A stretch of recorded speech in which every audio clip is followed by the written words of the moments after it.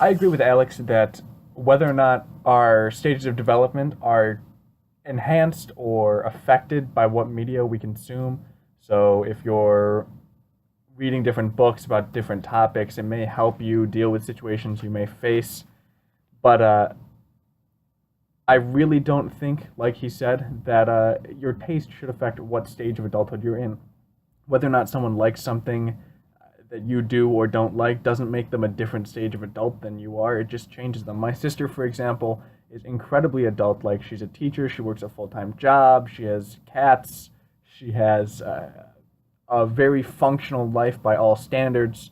Um, Owned a home for a while and then actually ended up moving just for a different employment opportunity. But all of those things, and she's a huge fan of comic books, she's a huge fan of a lot of young adult literature.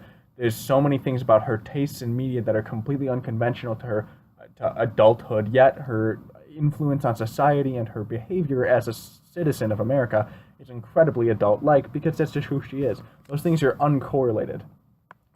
They exist, and yes, she may have different tastes. Yes, a person may have different tastes, but that doesn't make them any more or less of an adult. Just like Alex said, it's very true.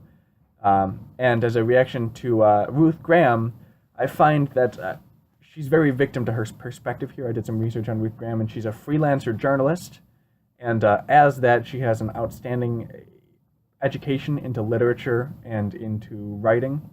And because of that, I think she may have forgotten that not everyone's at that reading level. She's talking about the sophistication and how people need the sophistication within an adult novel once they're an adult.